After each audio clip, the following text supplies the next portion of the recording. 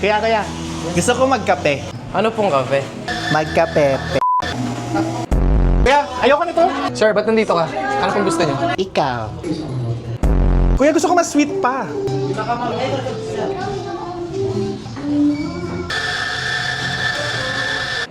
Hi mga Divels! Andito na naman tayo sa pinakamura, affordable, and coffee shop na kung saan yung value for money nyo is talagang sulit and worth it. So dito lang yan sa may Urban Grind dito sa Pedro Laguna. Bukod sa meron na silang parang camping style din na upuan sa labas, dinagdagan pa nila ito ng konting twist. So every Fridays up until Sundays, merong acoustic band na tumutugtog dito. Parang, coffee shop na merong acoustic. Parang first time. So ngayon, umorder kami nito. And alam nyo ba, itong 4 drinks na in-order namin, 4 kami ngayon, and then 3 food. Yung Blue Ocean nila na fruity, imagine nyo, 78 pesos lang to. Yung dirty pistachio nila is 168 pesos lang to. Tapos yung brown butter latte nila is only 118 pesos. Tapos meron din silang mga frappuccino na biscuit of caramel for 158 pesos. Yung cheesy nachos nila, ganito kadami, 158 pesos lang to. Tapos meron silang Hungarian with fries, 98 lang, napakadami. Tapos yung kanilang cheesy chicken fillet na may fries, 158 pesos lang. Be, imagine mo kung magkano to, less than 1,000 lang ata itong mga to. So, samahan nyo ko, tikman natin, let's go. And tingnan mo naman, be, sobrang sulit.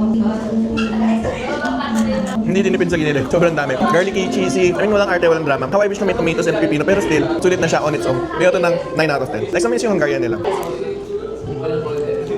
Ang generous nila. Ang daming fries.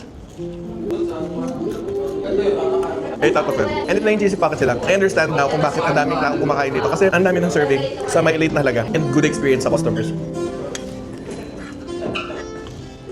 Ito yung favorite ko talaga. 10 out of 10 to. Meron din silang nagka-trending na Dubai chocolate mochi. Yan siya. Manate yan.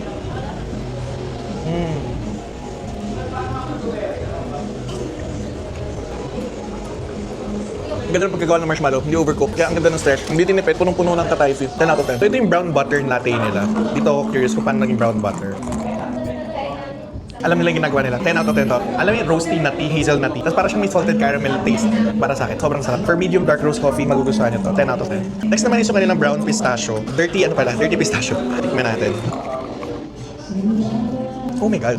It's giving Dubai chocolate vibe ng konti ah. Lasang-lasa mo yung lasa ng pistachio sauce and it really complements dun sa pinaka-coffee nila. I got 1 million thousand perfect. New favorite coffee ko na to. Ngayon lang nakatikim nito. Pwede pala ipagaluin yung pistachio tsaka sa coffee. Try nyo. Next is yung Biscoff Frap nila. Nag-improve lalo yung mga barista nila dito. And alam mo ba, Biscoff, lasang-lasa, hindi tinipid. Sakap palang kitang-kita mo na. 10 out of 10. Hindi sa pagiging inaaral nila. Yung mga barista nila, as you can see, yung mga certificates dito, talagang trained sila. Nire-renew and nagpa-practice sila. Kaya naman talagang service nila is talagang exceptional. If ako sa inyo, interested kayo sa affordable and quality na pagkain, which is pwede pala, daan na kayo dito. Urban Grind is still market approved.